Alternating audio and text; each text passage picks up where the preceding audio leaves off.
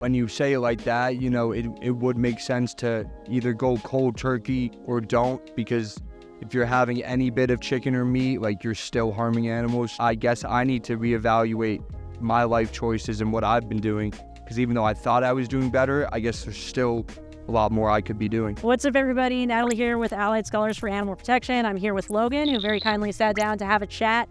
So I do have a prompt that says animals deserve to be abused. You overheard some of my last conversation, so I think you know where this is going, correct? At first, when I saw the photo of this sign, I thought that you were the one that was trying to have your mind changed. So I came down for a different reason, but now that I'm here, I do have a question. Why was the previous kid, Peter, given a sheet that said free dog food? Like free, like, dog meat? Sure. So tomorrow we are giving out free-range dog meat samples here from Elwood's Organic Farm. It's all humane. It's all local. Supports local farmers. So we're handing out dog meat samples. What do you think about that? I just don't really understand why one would be giving out dog meat, especially when the whole thing is about animals not being abused. And you said that, like, the dogs killed humanely, but, like, anything killed, like, isn't necessarily, like, in, like, a humane way. Like, I think, like, any dog getting killed, slaughtered, and then, like, being fed to people is abuse. Like, I think it's a little odd if it's not satire. Like, if you guys are being very serious about giving out free dog meat, I think it's very worrisome. Do you think it's worrisome let's just swap the dog to a cow with everything you said? How does that change the situation for you? Well, I wouldn't eat cow. I don't eat cow. Do you eat any animals? Rarely. I try and stay away. I don't eat any fish. I rarely eat meat. I don't eat chicken. I love tofu. Tofu's awesome. So I eat tofu. Yeah. But then again, like, I have, like, trouble, like, when, like, I'm eating, like, salads and plants, like, it's like, how do we distinguish something living and something not living? Like, I still consider greens, vegetables, and all that stuff, like, somewhat living. So, like, if I'm eating that, like, how do I know that I'm not hurting that? Yeah, so plants are definitely living for sure. I think kind of the question, at least where I come from, is that, first of all, it takes so many more plants to feed to animals, right? It takes about 15 times more plants to feed to the animals and then eat the animals. So by eating plants directly, if you are concerned about eating living things, then that's still the best way to minimize harm on this earth. And then you have to ask, are plants sentient? So do you think that they're sentient? Sentient as in they have, like, senses and they feel? Yeah, like they have, like, consciousness and experience of life. Do you think the plants have that? 100%. 100% I do. So, like, those blades of grass, do you think they are experiencing the world in a similar way to how we are experiencing the world? I don't think that they are necessarily experiencing it the same way, but I don't think that we can necessarily say what they are not feeling. Like, it's hard to, because I've never been a blade of grass, so I have no clue, but I can only make an educated guess from what I believe in my own head. And I would say that when you look at the trees and they change colors due to the seasons, like, why would they not be living? Like, why would they not, know what they're doing? Yeah, I'm not saying they're not living. But so kind of to ground this in science. You have to have consciousness in order to live, per se? No, not necessarily. There are many plants that don't have consciousness, but are living, right? So they respond to stimuli. They lack a central nervous system, and that's the main thing that scientists believe creates sentience and consciousness, is the central nervous system and a brain. So that's kind of why it's scientific consensus now that plants are not sentient. That being said, who knows? Maybe it'll change. I don't know. But the other thing is that you can't really go through your whole life without harming plants. I mean, you can't. Maybe you could apologize to every blade of grass that you step on, or think mowing the lawn is some horror, or worry about everything you eat. At some point, we have to think about necessity, right? And to be a human in this world is to create some harm that we can't control, but we can try to minimize that harm as much as we can, right? So then now, to play devil's advocate, now this isn't necessarily something that I believe in, but, just to, refute that point. So if we're saying that a human needs any like, if they, at the end of the day, if it's inevitable to harm at least something, then what then who are we to say that harming a blade of grass is better than harming something else? You mean like an animal? I just mean like anything. Like it could be like a snail that's used for a meal, like anything, honestly. And then where do we draw the line? Like, are we not allowed to, kill a bug and eat a bug because bugs have protein and stuff like that? Are we not allowed to kill them? I'm just asking.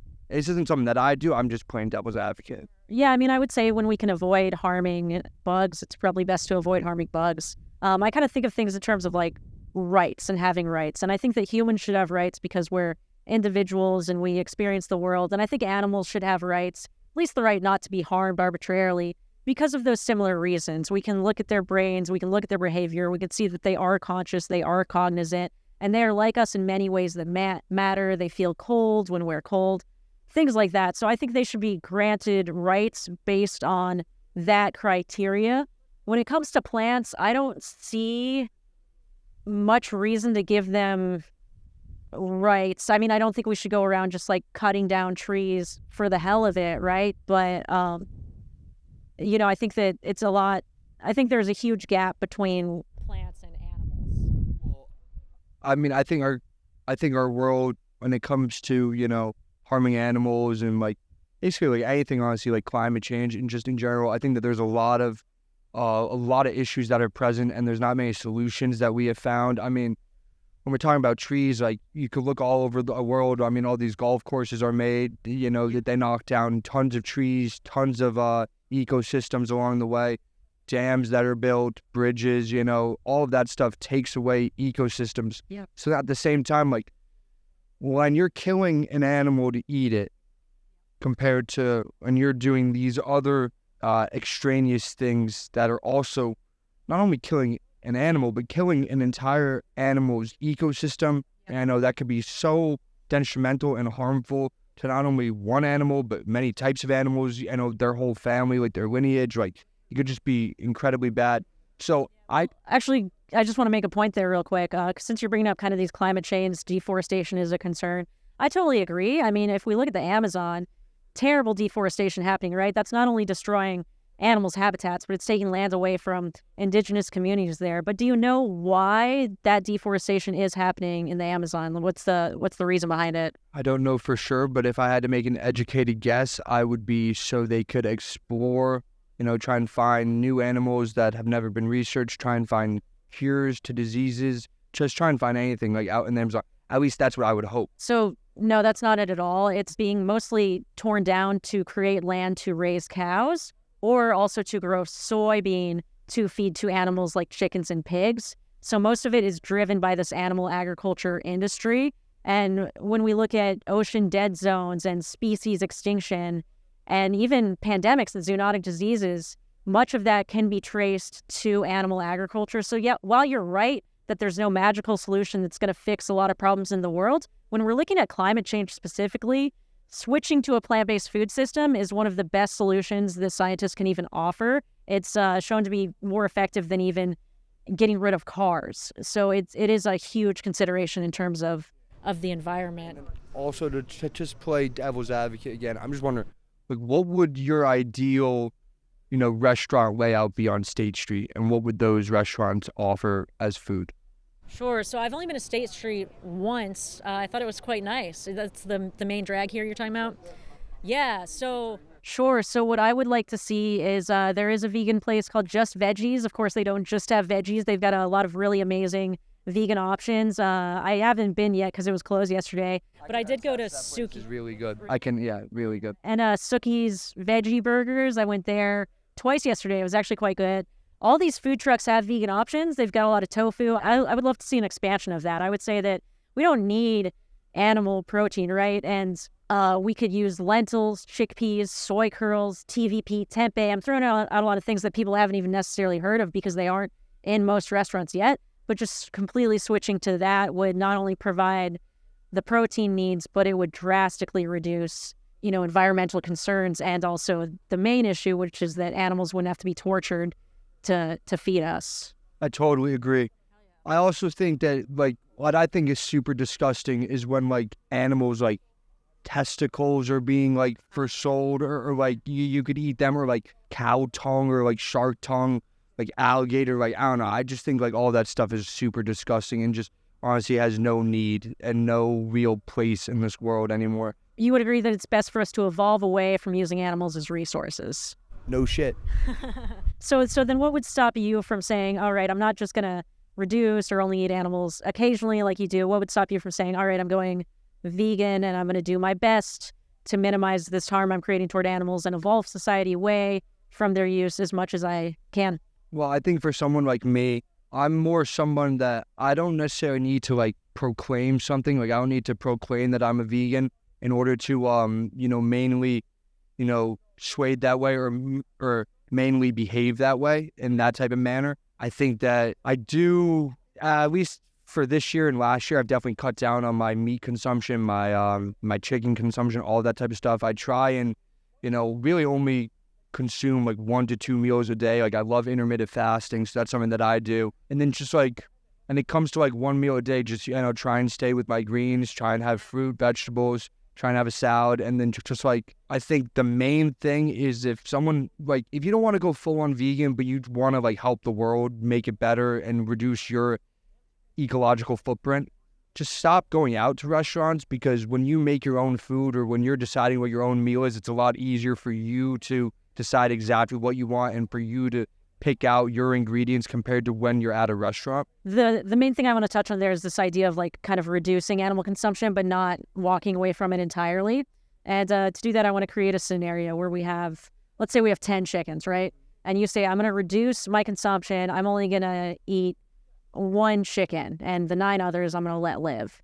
To that 1 chicken who has to go into the slaughterhouse, go through an electric shock bath, be hanged upside down by their feet and have their throat slit, does it matter that you're not eating the other 9 chickens?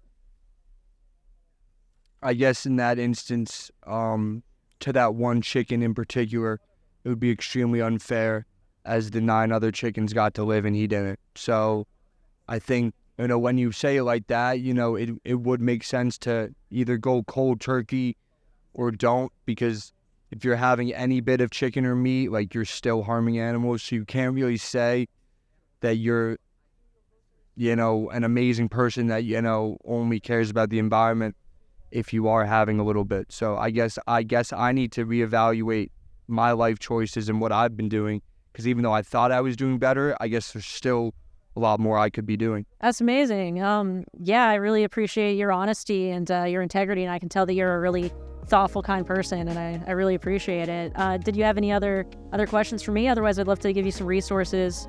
No, I just want to say thank you for taking the time to set up this stand out here, and I really appreciate this talk. Awesome. Thank you so much. Thank you for watching. If you enjoyed this, hit that like button. If you want to support my work, join my Patreon. Otherwise, I will see you next Friday.